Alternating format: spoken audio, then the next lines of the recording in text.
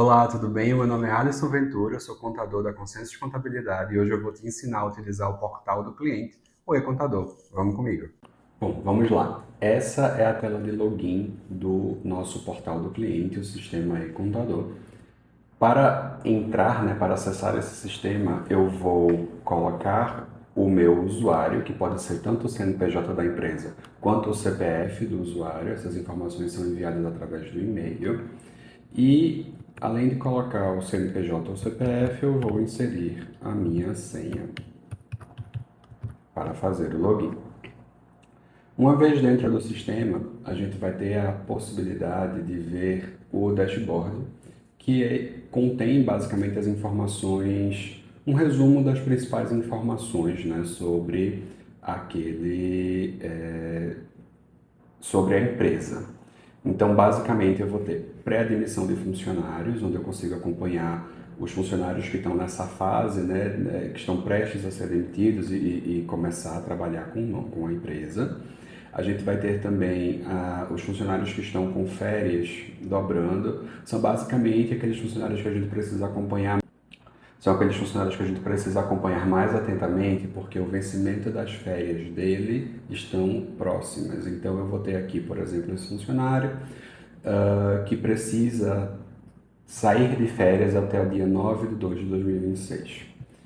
Posteriormente, eu vou ter contratos a vencer. Isso aqui serve para acompanhar aqueles funcionários que estão em período de experiência. Vamos supor que eu tenha feito um contrato de 45 e aí eu consigo acompanhar quando que vence o primeiro contrato, quando que vence o segundo contrato, para tomar a decisão de se aquele funcionário continua ou não na empresa. Eu tenho também contratos determinados, que são aqueles contratos cadastrados por você na aba de documentos, Digamos que seja um funcionário que esteja prestando um serviço, um terceirizado, ou talvez um freelancer, e eu quero cadastrar o período que ele vai ficar comigo e acompanhar isso posteriormente. Finalmente, eu tenho aqui uma área para acompanhar os atendimentos que são abertos juntos à nossa equipe. Do lado direito, a gente vai ter pagamentos, Então, todas as guias que são enviadas para pagamento, como pagamento de DAS do Simples Nacional, de impostos de uma maneira geral, ou então a própria guia de pagamento do escritório contábil, folha, tudo isso vai aparecer aqui. E aqui embaixo outros documentos que são enviados pela contabilidade. Aqui do lado direito você pode fazer personalização do perfil, então colocar foto, trocar e-mail, trocar senha. E do lado esquerdo você vai ter as principais opções, o menu de navegação do e-contador em si. Começando por início, que é onde você volta para o dashboard, e posteriormente com atendimento. A gente vai agora dar uma olhada na parte de atendimento,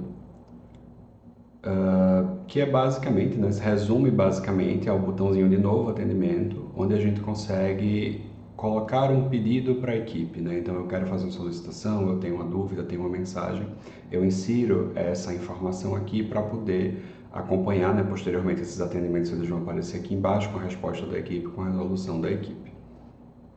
Indo para a aba Documentos, eu vou ter aqui Documentos Gerais, é o terceiro botão aqui embaixo. Eu vou ter Documentos Gerais, que é por onde eu vou fazer a troca de informação com a contabilidade. Então eu tenho aqui todos os documentos que foram recebidos e todos os documentos que foram enviados. Também tem a possibilidade de ver um resumo, Não um resumo, perdão.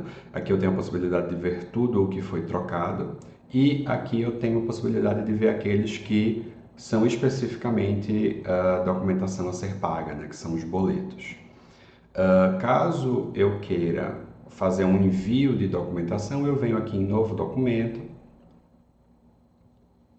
preencho o título, a descrição, seleciono a categoria. Caso esse documento ele expire, eu vou preencher a data, seleciono qual a empresa que está enviando, para qual departamento eu estou fazendo esse envio, não é obrigatório.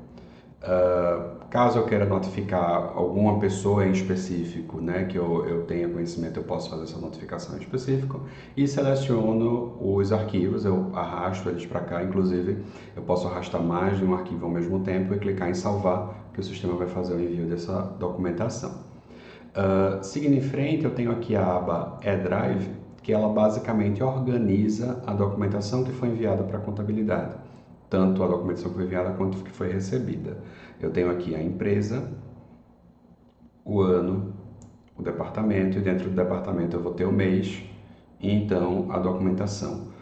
Torna mais fácil, né, o fluxo de encontrar uma documentação que, enfim, tenha se perdido, né, ela não ficou salva no computador, não ficou salva no e-mail, então eu acesso aqui e consigo encontrar essa informação, essa documentação mais facilmente.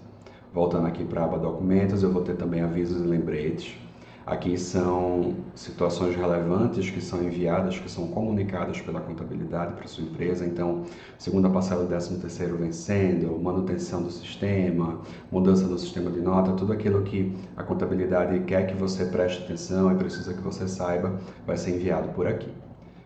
Finalmente, na aba de CND, que são as certidões negativas de débito, você consegue acompanhar como que está a sua pendência, né, com os diferentes órgãos do governo. Então, eu vou ter aqui uma certidão negativa de débito trabalhista, uma certidão negativa de débito com a União, uma certidão negativa de FGTS. Caso essas certidões sejam positivas, elas vão aparecer em vermelho, né, e tem outras possibilidades de cores também aqui embaixo.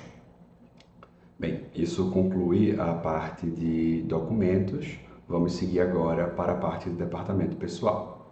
Bem, seguindo adiante, vamos para a parte do departamento pessoal. É o quarto botãozinho aqui na parte esquerda. E aqui eu vou começar por funcionários, onde a gente tem um repositório, né? Onde você vai encontrar a ficha de todos os seus funcionários, tanto os ativos quanto demitidos e afastados. É bacana aqui porque você termina ganhando um espaço, né, onde essas informações elas ficam salvas todas juntas, e você consegue ver também o salário base daquele colaborador. Essa é uma informação que inclusive ela pode ser omitida, né? A gente consegue esconder essa informação de determinados usuários, então é algo que você pode solicitar à nossa equipe. Seguindo em frente, a gente vai ter o FolhaNet, onde a gente consegue fazer o envio das informações de folha para a nossa equipe. Então, aqui em novo lançamento, lançamento em planilha, a gente vai ver basicamente os funcionários e os eventos que a gente quer enviar para a contabilidade. O que é que a gente precisa ter atenção? Aqui no período está marcado 2025/12, né? Seria dezembro de 2025. Essa informação ela está aqui por competência, então eu estou preenchendo a informação do mês de dezembro, que vai ser pago no mês de janeiro. É importante não confundir, porque, por exemplo, eu poderia vir aqui e marcar 26, né, 2026, janeiro 01, mas na realidade essa é a informação da folha que vai ser paga em fevereiro de 2026. Então, eu sempre vou fazer o preenchimento aqui por competência. Eu também tenho a opção de importar o movimento anterior, então na prática aqui eu faria a cópia da movimentação que foi enviada em novembro. Isso é bem útil quando a gente tem folhas que se repetem mês a mês com apenas pequenas variações. Vamos supor aqui, por exemplo, o funcionário João José. Digamos que todos os meses ele tenha R$ 200 de vale transporte e R$ 500 de adiantamento. E o que muda é só, de repente, a quantidade de horas de faltas que ele teve, ou talvez horas extras, né? Então essas são as informações que eu vou lançar diferente, mês a mês.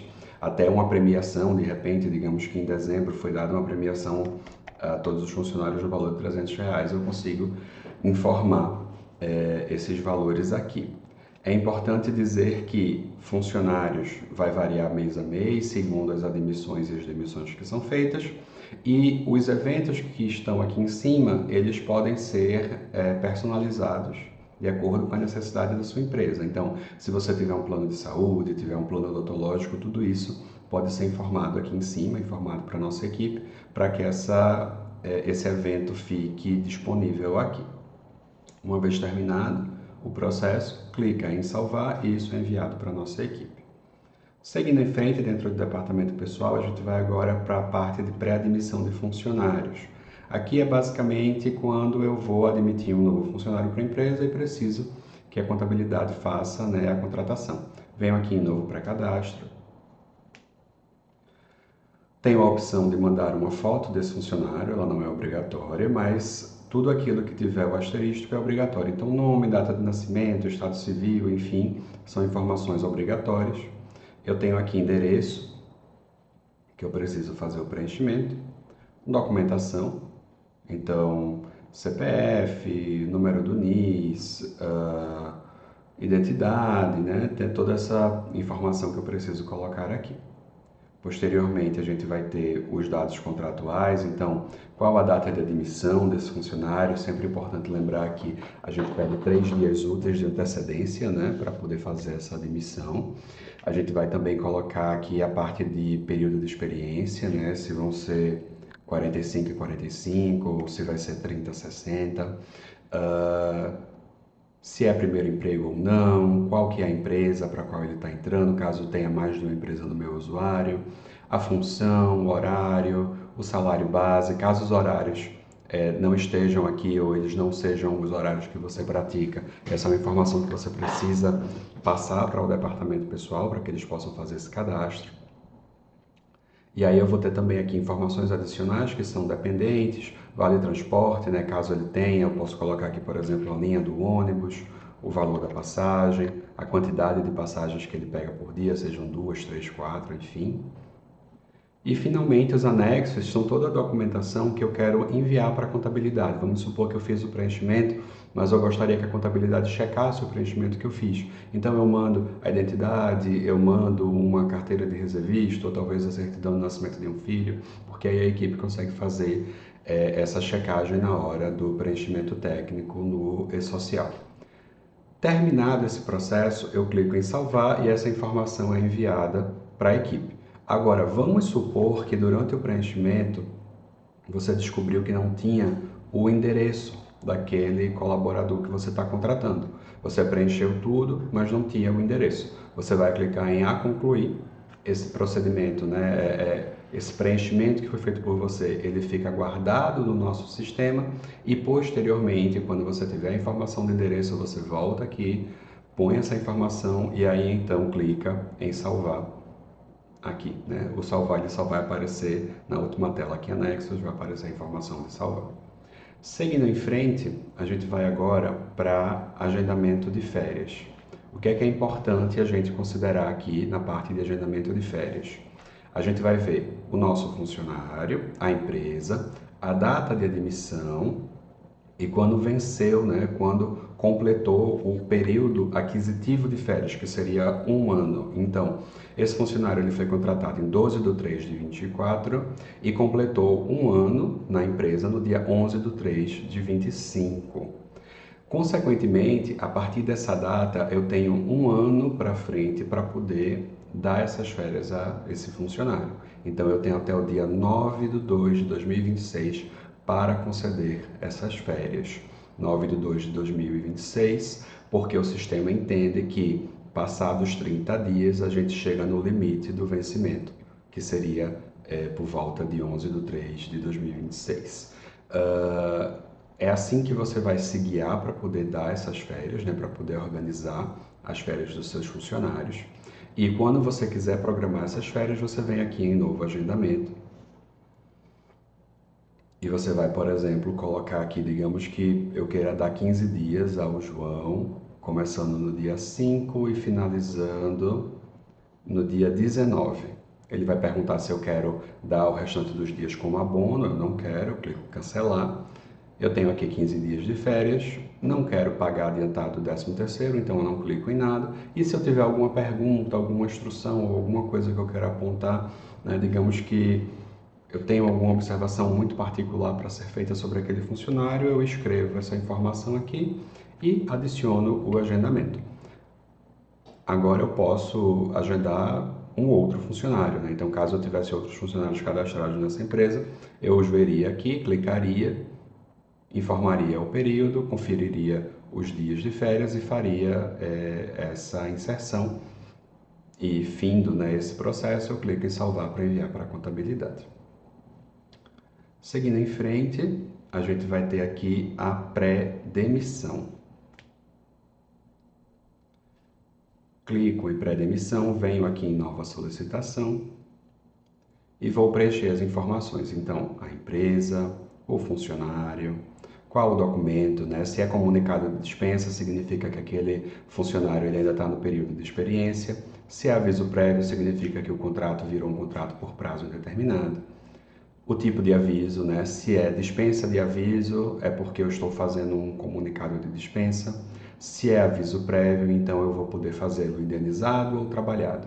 Indenizado, eu quero que o funcionário vá embora para casa, né? Ele saia da empresa no mesmo dia em que eu comuniquei a dispensa dele, e aí ele é indenizado com um salário, né? Ele recebe o salário do mês seguinte como indenização pela demissão.